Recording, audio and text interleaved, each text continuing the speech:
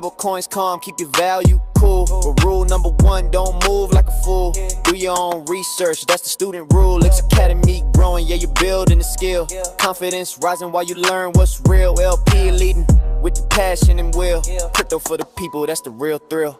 Lorenzo on the blockchain, breaking down the basics so you never feel the same. Learning how it works, every block, every chain. Lux Academy vibes help you upgrade your brain. No stress here, we just build what you need. Wallet security, all the knowledge with speed. Every new student gon' rise with the team. Crypto ain't scary when you know what it means.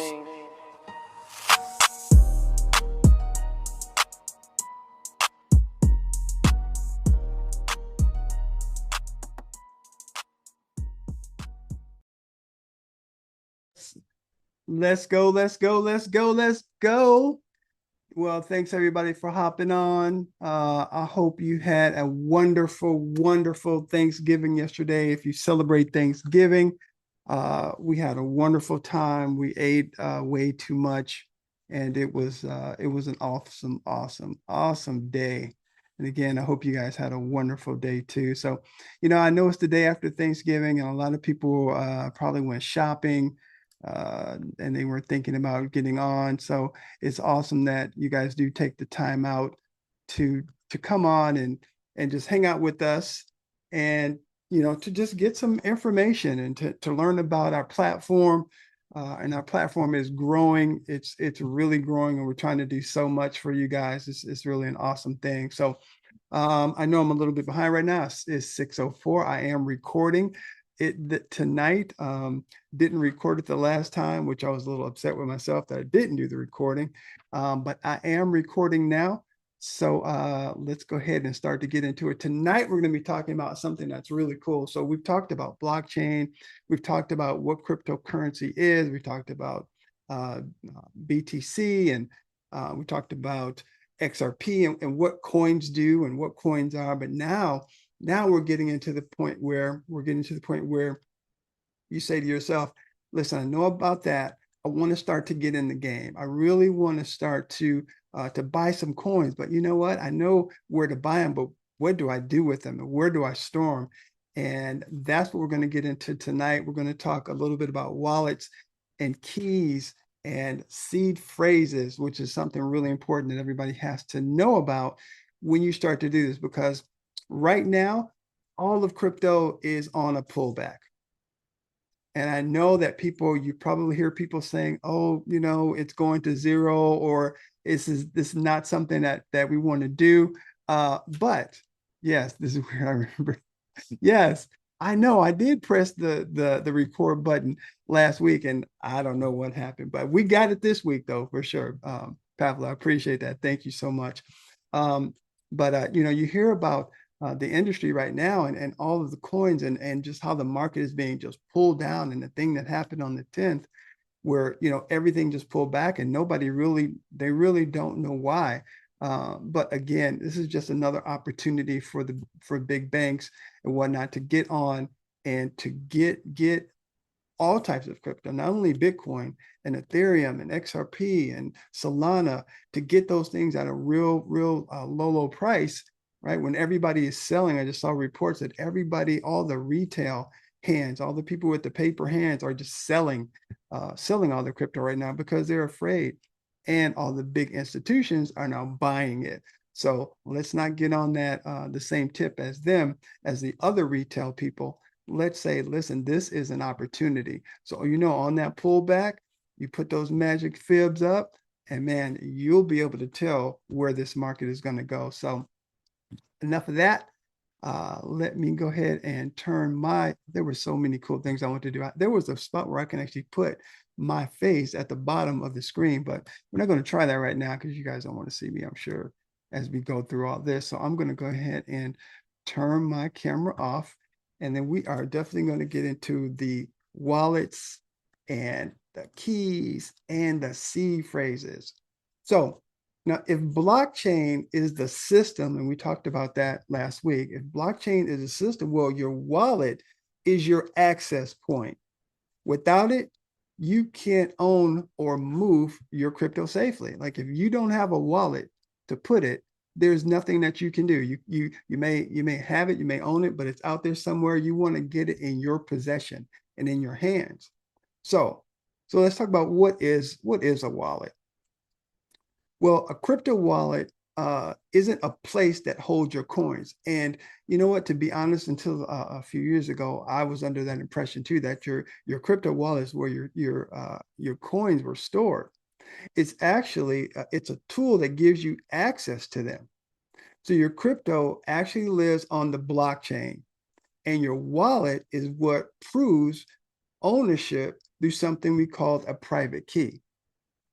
Think of it like an email account.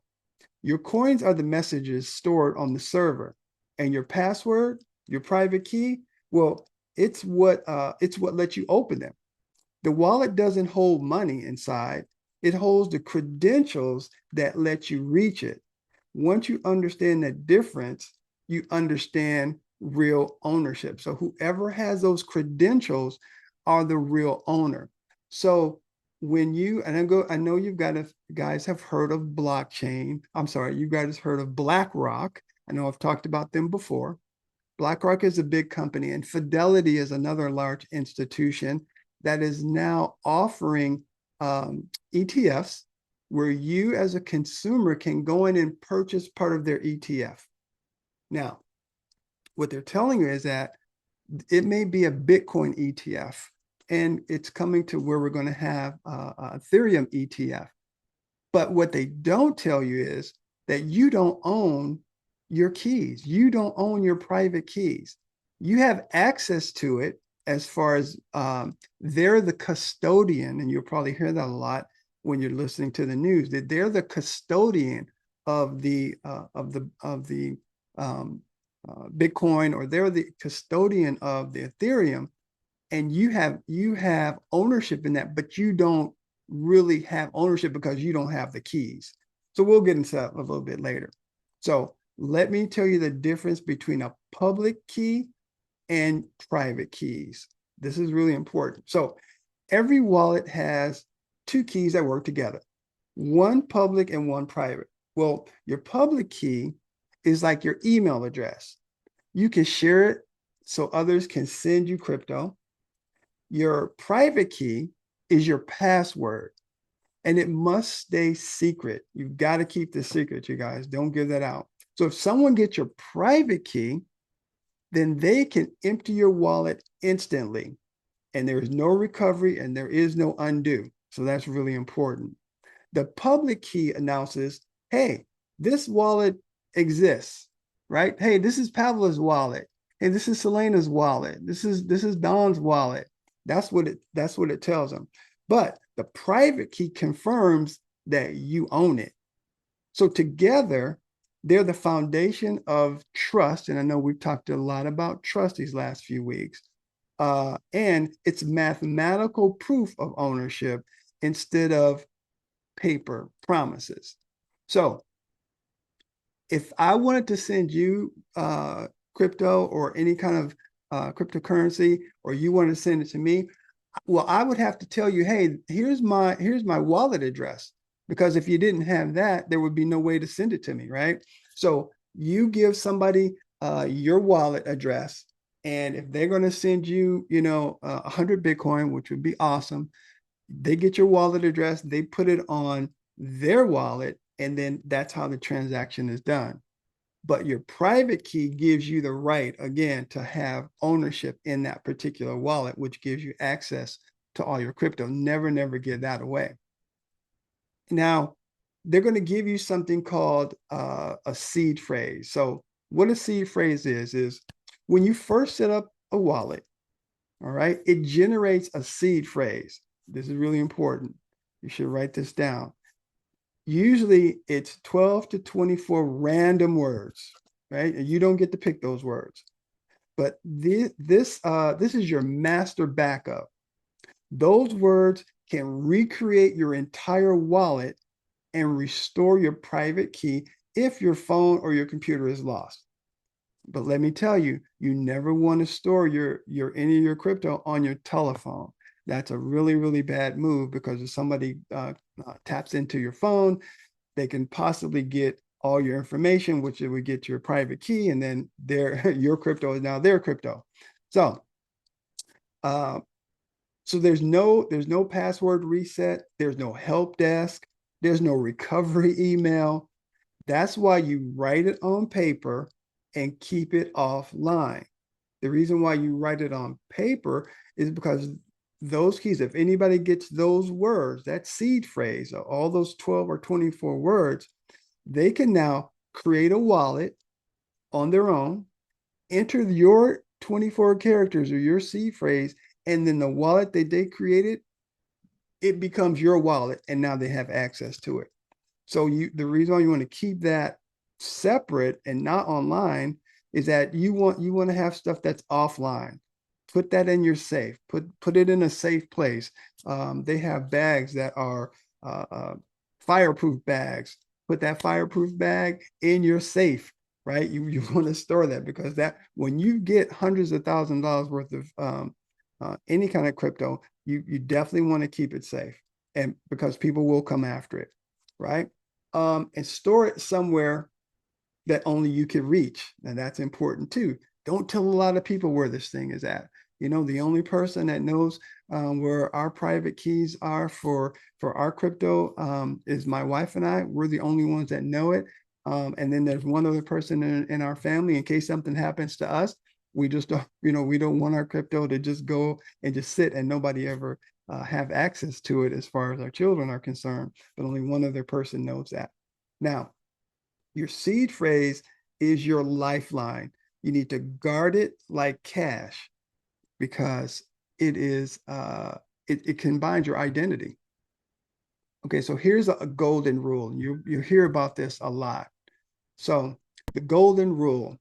Now, the phrase "not your keys, not your cheese," that sums it up, right? Everything is about control. If you leave your crypto on an exchange like Coinbase or Binance, they hold your private keys, not you. So they have access to your keys, which in a way, I mean, it's a bad thing, but somebody's got to have it to start with. And Coinbase, I don't know about Binance, but Coinbase, I trust them to a certain extent to be able to hold my crypto, but only for a short period of time until I move it and put it somewhere else. And we'll get into that a little bit later. So, but remember, they hold your private keys, not you. So that means they technically control your coins and can freeze or limit, or hey, they can even lose them if they get hacked. So a self-custody wallet gives you full ownership because you own and you hold the keys. Now, the difference is like renting a house versus owning a house. Now, who does the ownership belong to, right? When you have a house. So ownership brings freedom, but also responsibility. So if you have a house, now you're responsible for that house. Like if you own your own home, you got to make sure the grass is cut. You got to make sure that you have a security system on that thing. Are your doors locked, or do they lock properly? Are your windows safe and secure? So once you hold your keys, the control and the accountability are both yours. Now, when the Coinbase holds them, now the accountability is on those guys to keep everything safe. But again, it's very difficult to get a hold of them if you need them. If something happens, if their whole site goes down, it's going to be tough to get a hold of them and say, yes, where are my coins at? Because you can imagine there are going to be people all over the world that's looking for, answers to the problem, what has happened. So when you're online, it's called a hot wallet. So this is the difference between a hot wallet and cold wallet. So there are two main types, all right? You got a hot and cold. Now, hot wallets are connected to the internet. They're apps like MetaMask, Coinbase, Exodus wallet, which is really, really good. You guys should write this down. When you get into purchasing coins, one really, really good wallet to have, and it lives on your computer, is called Exodus wallet, the Exodus wallet. So you want to make sure that you get a hold of that one. Now, they're great for quick access in smaller amounts, but because they're online, they're more exposed to being hacked. Okay. Whole wallets are offline. So they're like Ledger, or there's another one called Treasure, and there's a few more. And I can put those up a little bit later, or can I, ask me about those at the end. There are other wallets that are cold wallets. So all these wallets are offline. They're not connected to the internet. And these are best for long-term storage. So when you start to get a lot of crypto and you start to get a lot of money, you want to put that thing offline, right? And that's where you want to just hold on to it and keep it there. So think of a hot wallet as your checking account and a cold wallet as your savings vault. So one's for convenience, because in your checking account, you're going to do withdrawals and you putting money in, taking money out, putting money in, kind of on a daily basis, right? So that would be a hot wallet. Your savings, you want to put it there and kind of leave it there and let it just, gain its interest. So, so one is for convenience and the other one is for safety. But smart people, smart investors like you guys will use both. So how to set it up? This is what we do. So when you create a wallet, start with something that's reputable, right? Like MetaMask or Coinbase wallet. Follow the steps carefully. When your seed phrase appears, and you'll get to the point where your seed phrase comes up, stop and write that thing down. And what I do is I go over it a couple of times, right? I go over it a couple of times. I want to make sure that I'm copying my seed phrase down correctly. Because again, if you don't copy it down right, yep, it's gone, right? So don't screenshot it, because if you're on your computer, you don't want to do a screenshot. Bad, because now a copy of your seed phrase lives on your computer, and if somebody gets into your computer, again, your seed phrase. So I reiterate that. So once you confirm it's backed up, test your wallet by sending a really, really small amount first. And that's really important, guys. If you've never used a wallet before to send crypto back and forth, if you've never done that before, it's always a good idea to only do a little bit first. Send $5, right? Buy $5 on Coinbase and send $5 to your Exodus wallet, just to see how the process goes, right? So what that does is that'll build confidence and ensure you did it right. So setting up a wallet isn't something you want to rush. It's like building the foundation of your digital home. So you want to make sure that when you do this, you're taking your time, because if you do one number or letter out of sequence, it will send it, right? It'll send your $5 off, and it'll go, you'll hear this whoosh sound, and your $5 has gone off into the ether, and there's no getting it back. So I would rather you practice on something really, really small. So if you do make a mistake, it's not gonna, it's like starting out when you're doing the 0.01, right? If you 0.01, right? I lose $5, $10, I'm okay with that if it hits my stop loss, right? But you don't want to start out when you have $1,000 account and now you're doing, you're doing a standard, and this thing goes 1 pip and you're gone. You can't get it back. So that's kind of like that. So you always want to start small until you get confident and you get really assured, right? You're really assured that you know what you're doing when it comes to this. Now, don't be afraid. Don't let that fear stop you from doing this. I wanted to make you just cautious that as you're going through this process for the first couple of times, that you get this pattern down of, this is what I look for. I double check my numbers. I double check the wallets that I'm sending these things to, so that it can happen for you the first time, and so that you can be safe. Does Coinbase offer cold wallets? No, Coinbase doesn't offer. Hey, Keith, what's up? No, Coinbase doesn't have cold wallets. They're only hot wallets. But what you can do is, again, that Ledger and Treasure there are two good wallets that you can use. There's another one called Tangem. Tangem is another good wallet that you may want to look into. So those are wallets that are going to be offline. Yeah, they're going to be offline, and those are your cold wallets. So We kind of went over what you should do. Now, here's some common mistakes, right? So almost every major crypto horror story starts with one of these three mistakes, and these are what we don't want to do. You're storing your seed phrase online, or you're downloading a fake wallet link. Like you're online, you go, okay, I want to do this, and this link is fake. Man, that's really bad. Or sharing your keys with someone pretending to be support. Never, never, never do this. Support will never ask you. Coinbase will never ask you for your private keys. They already know that. And sometimes you'll get little warnings on there that also say, "Listen, when you talk to our support, we don't ask you for your private keys." Okay. Now, um, cloud backups and screenshots might seem convenient, but they make your keys vulnerable. Always type wallet names manually and check official websites. And remember, no real company will ever ask you for your seed phrase. And so just remember, caution is your best security system. Okay. So here's some real world analogies. So think of blockchain as your neighborhood, right? You got streets and blocks on your neighborhood. So it's huge. Now, the digital world where everyone's assets exist. Your wallet is your house, actually your house key. So we're looking at keys. So your wallet is your house key.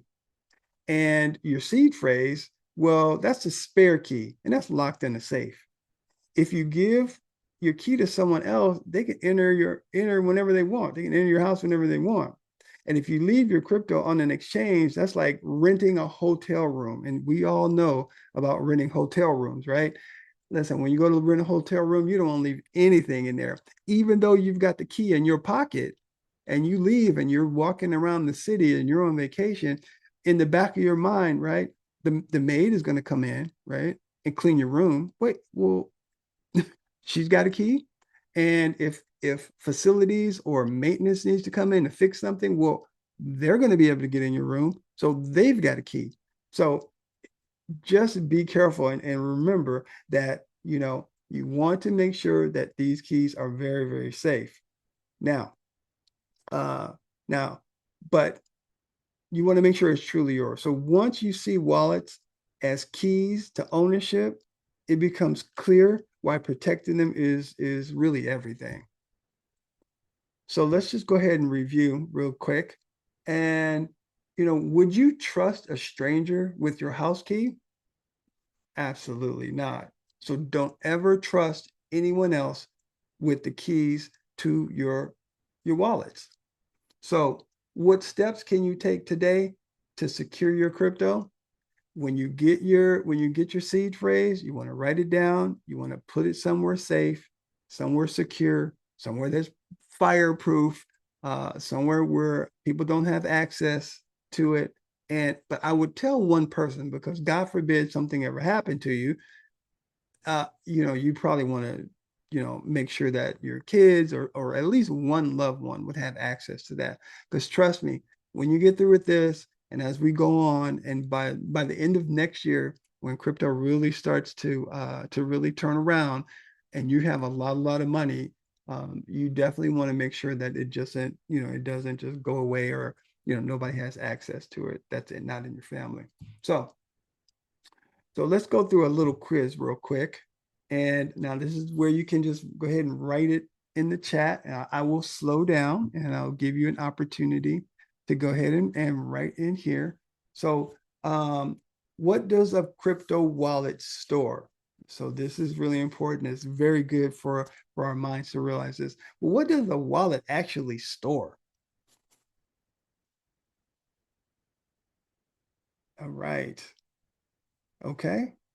So your crypto wallet, let's see, it stores your private keys. Let's go back. My bad, too fast. Yeah, your private keys and your public keys, not the coins themselves, not the coins themselves. So what's the difference between a public key and a private key? Because you have two keys. There's a public key and a private key. Remember, the private key is kind of like your bank account, right? So if somebody's trying to send you money, you have to give them your account number, right? So public key is for receiving, and a private key shows your ownership and gives you access. Okay, that's really important. Public keys, it's okay to give your wallet address away to somebody, but it's not okay to give, to give your private key away to anybody. Okay, the next one. So what is a seed phrase? And we've talked about that a lot. So this is like how many characters could possibly be in a seed phrase. And you could just drop that in the chat if you remember. Yep. In a seed phrase, it could be 12 to 24 words. And that's what you're going to use to recover and back or your recovery and to get your money in case, let's say something happens to your computer and God forbid your computer catches on fire or you drop it, from balcony somewhere in Hawaii and it destroyed. As long as you have your seed phrase, you go get yourself another computer. You put your Exodus or your Exodus application on that computer, put your seed phrase in, boom, bam, boom, your money's back or your access to your money is back. Now, so what does your keys, not your crypto mean? Or I like to say, you don't have your keys, you don't have your cheese. What does that mean? Well, that means if you don't control your private keys, you don't really have access to your own coins. And that's important. If you don't, so if you go to Fidelity or you go to BlackRock or you go to Gemini and you ask them this question, you say, listen, I want to buy some crypto from you, or I want to buy your ETF. Do I get my keys or do you keep your keys? So that's always good information to know. Okay. Well, which type of wallet is safest for long-term storage? So which wallet is safest? So there's two types of wallets. Which one is safest for long term? Yes, if you want to keep it there and hold it for the next 5 years, that's correct. Let's go ahead and say it's a cold wallet because it's offline. Okay, and it's a hardware wallet and people can't get to it because it's offline. So that's perfect. You guys did a great job. So control is security. Wallets give you control over your crypto, and private keys and seed phrases equal responsibility because you've got to make sure that you're taking care of it. And security begins with ownership, and that is your responsibility. So that's really all I have. Let's go ahead and open this up. And next time we'll talk about sending and receiving crypto. But let's go ahead and open this thing up. I'm going to turn my camera back on, and we're gonna take some questions if you guys have some questions. I know that my class is a little bit different from when Coach gets on, and it's a little bit different from when Vinny gets on. But I do want to give you guys an opportunity to ask some questions if you have any, because I really, really want you to get this. Because I know that when I first started, I didn't know a lot about crypto, and to be honest with you, um, yeah, we've lost some coins. We've lost quite a few coins, and am I happy about that? No, but it happens. It happens. But I definitely learned from it, and I don't want you guys to have to learn the hard way, so to speak. Um, so if anybody has any questions, definitely put them in the chat or unmute. I would rather just have you go ahead and unmute. Yeah, yeah, definitely. Go ahead and unmute, and I would love to hear it. Hello, Lorenzo. Hi, how are you? Hey, It's Pablo, Paula. what's going on? Nothing. Hey, I am not computer geek, but I have to ask this. You said the cold chain, the offline, I mean the keys, sorry. They are stored in the hard drive, right? But The what happened if the hard drive that get damaged? Can it happen? I don't have mine. Mine is in my safe. I should have got that out to show you guys.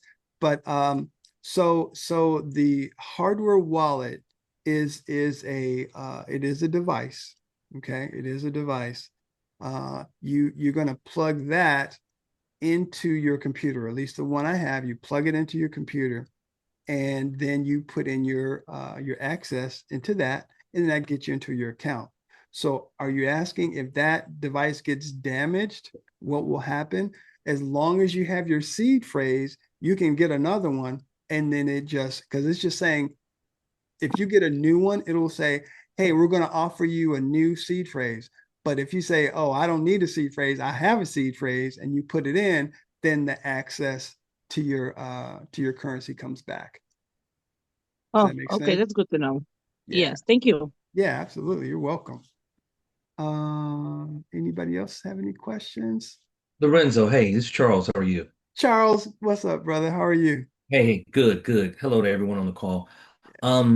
Great information. I'm sure you remember back, and this is what kind of sticks out in my head Okay. when you talk about when you lose your seed phrase, you lose your wallet, or you lose the 12 to 24 words, if you will, or can't figure that out. Yeah. To that, you're messed up. You remember several years ago, it was a gentleman, I don't remember his name, but he had acquired like over 750, I want to say million, not thousand, but $750 million.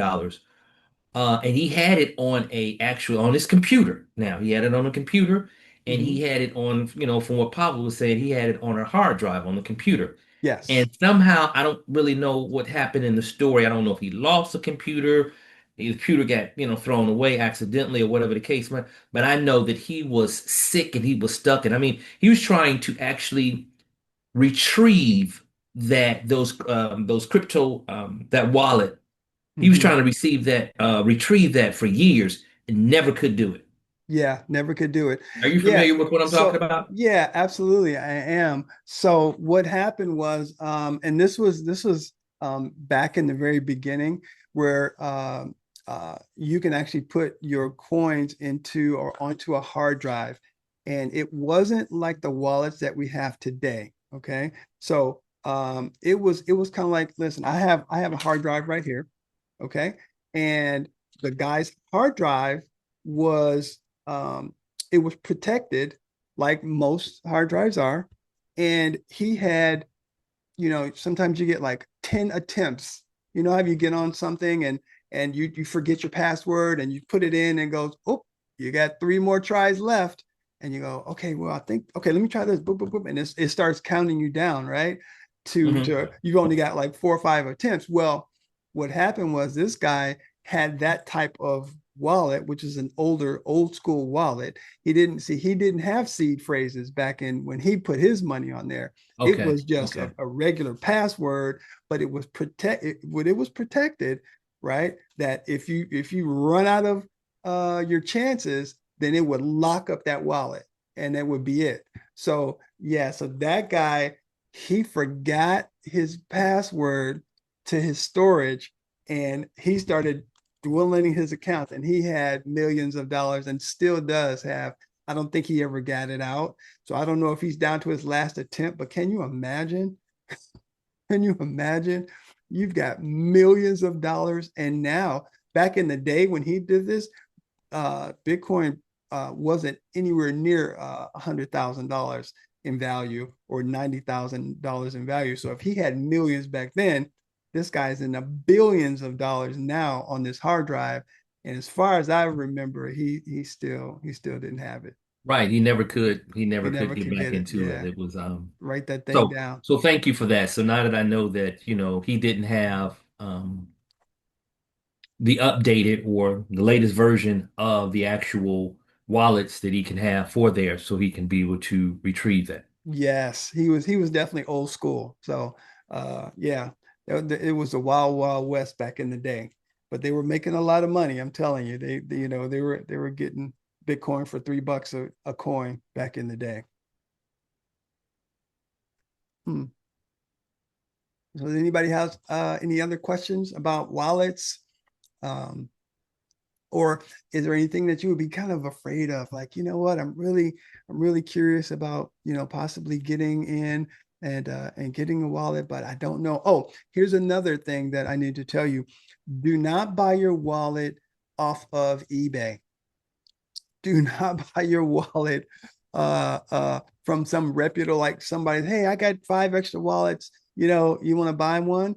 Do not do that, because what people can do is they can go in and they can hack those wallets, get all the information, put them back in the package, send it to you right on eBay or on Amazon, exactly, send it to you, and you're gonna put all your information on there, and as you're putting it on there, they're watching you put it on there, and as soon as your money gets on, they can lock that thing out, or they can actually, as you put it in, before you can send it, they've already taken it off. So go to the actual vendor. So go to actual, let me see if you guys can still see my screen, right? BG. Yeah, go to the actual company when you make your purchase. Okay. So if you buy Ledger, go to Ledger itself, right? This is where you want to get it from. You don't want to go again, eBay or anything like that. Get it from the source, right? Get it from the source. And they're not that expensive. And what I'm learning too about some of these wallets, right? When you get some of these smaller ones, it only allows you to hold 2 or 3 different types of crypto on these wallets.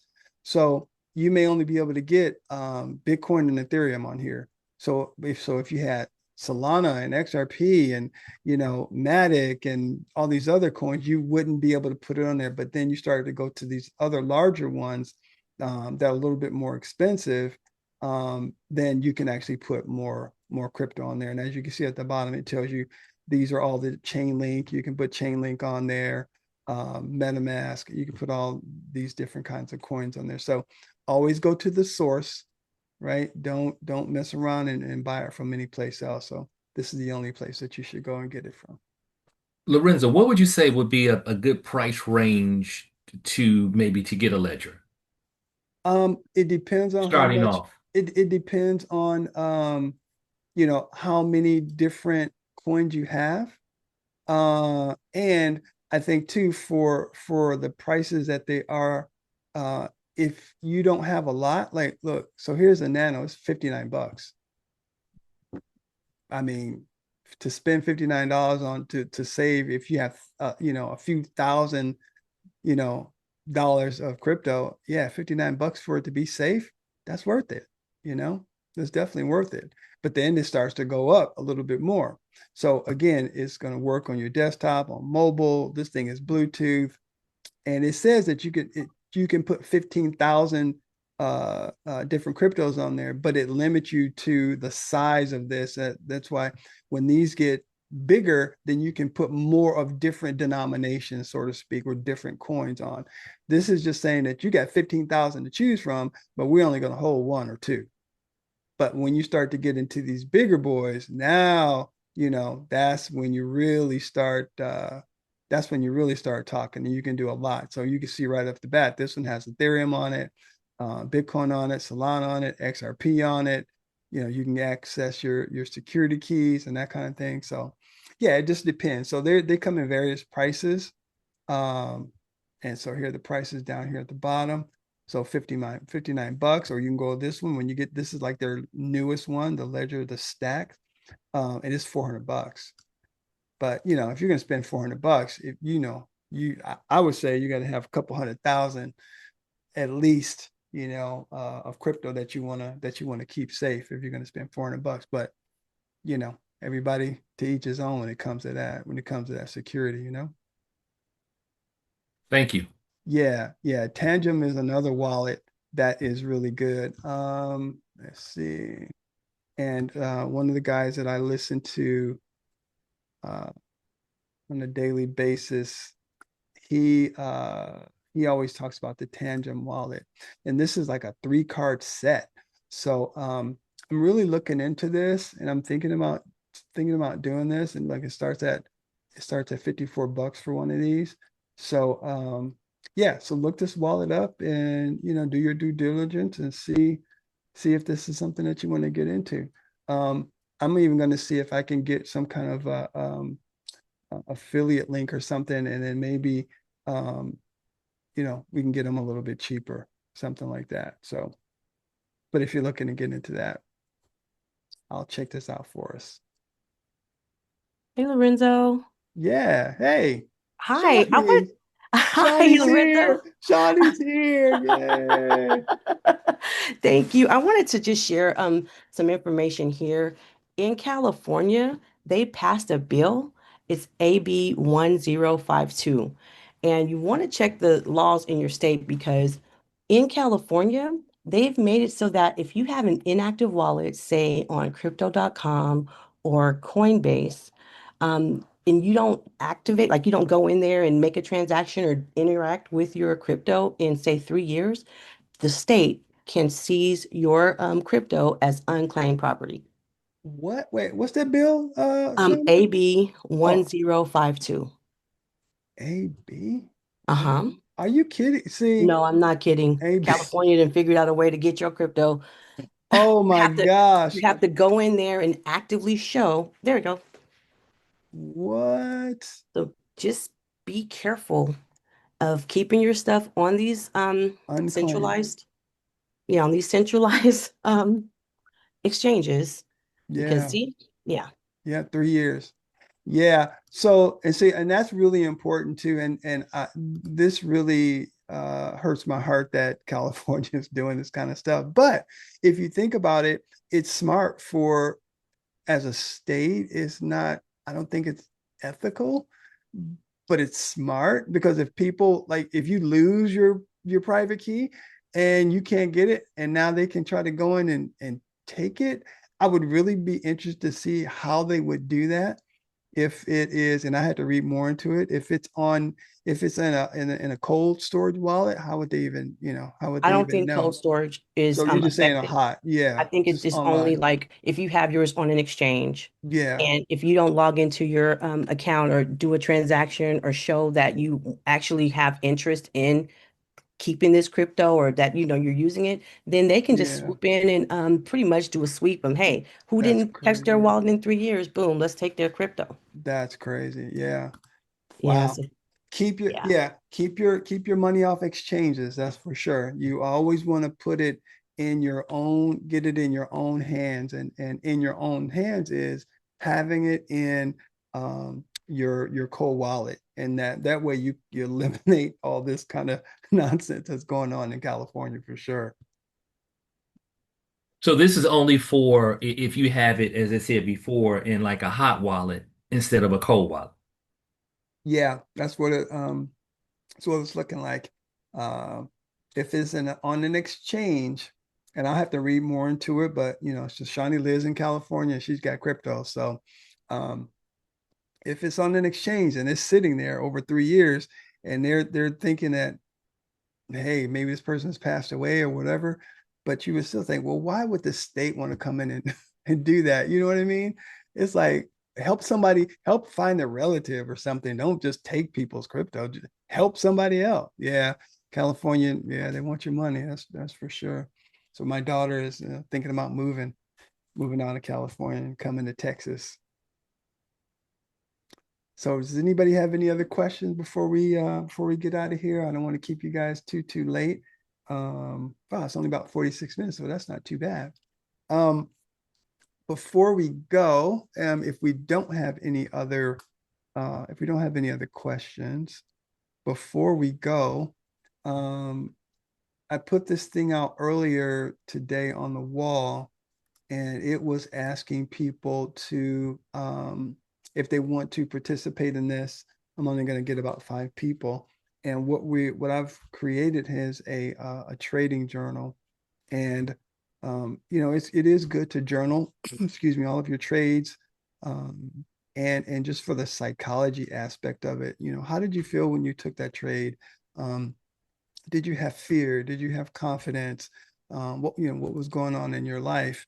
And it'll just help you to kind of track, well, man, so you get into this situation where you're feeling like this and you're trying to trade. You remember, well, I felt like this the last time. So I may not want to trade right now, or I'm in a better state of mind, because trading is definitely all about the mindset. So I just want to go over real quick, and I know Shawnee, I've shared this with you, and you're going to be one of my the test subjects, and I appreciate that. Um, so you're going to be able to go on the dashboard, and here it's going to tell you how many trades you've taken for the week. It'll tell you, and I just put in some random numbers to make sure that it's working right. So, or you can take, 3 trades for the month.